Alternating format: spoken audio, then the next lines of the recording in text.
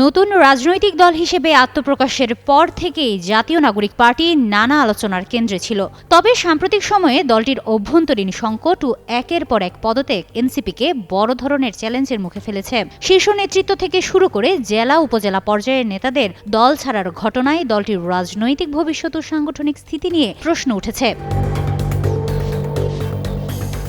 এ পর্যন্ত এনসিপির 18 জন শীর্ষ নেতা পদত্যাগ করেছেন। পাশাপাশি চট্টগ্রাম, খাগড়াছড়ি সহ বিভিন্ন অঞ্চলেও নেতাকর্মীরা দল ছেড়ে অন্য রাজনৈতিক দলে যোগ দিচ্ছেন। সর্বশেষ চট্টগ্রাম মহানগরের প্রধান সমন্বয়ক মীর আরশাদুল হক বিএনপিতে যোগ দিয়েছেন। এর আগে খাগড়াছড়িতে 19 জন পদধারী নেতা একযোগে পদত্যাগ করে বিএনপিতে যোগ দেন। এসব ঘটনায় রাজনৈতিক অঙ্গনে নতুন করে আলোচনা সমালোচনা শুরু হয়েছে।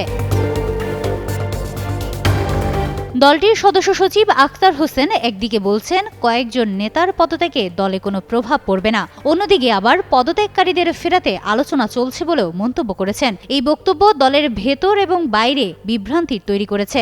রাষ্ট্রবিজ্ঞানী অধ্যাপক দিলারা চৌধুরী মনে করেন, জুলাই গণ অভ্যুত্থানকে কেন্দ্র করে গড়ে ওঠা এনসিপির সামনে অনেক দায়িত্ব ছিল। তাছাড়া দলে থাকা শীর্ষ নেতারাই বা কেন পদত্যাগ ফেরাতে পারছে না প্রশ্ন রাখেন এই রাষ্ট্রবিজ্ঞানী। পদত্যাগকারী একাধিক শীর্ষ নেত্রী অভিযোগ করেছেন যে রাজনৈতিক দলে তারা সম্পৃক্ত হয়েছিলেন ওই রাজনৈতিক দলটি এখন আর তাদের নয়। কেউ কেউ স্পষ্ট করে বলেছেন দলে ফেরার কোনো প্রশ্নই ওঠে না। আরেক শীর্ষ নেত্রী বলেন দলের অধিকাংশ নারী নেতৃত্ব ইতোমধ্যে পদত্যাগ করেছেন কিংবা নিষ্ক্রিয় হয়ে পড়েছেন এবং বর্তমান শীর্ষ নেতৃত্বের সঙ্গে তাদের কোনো কার্যকর যোগাযোগ হয়নি। ফলে পদত্যাগকারীদের ফেরানোর যে কথা বলা হচ্ছে তা বাস্তবসম্মত নয় বলেই তিনি মনে করেন।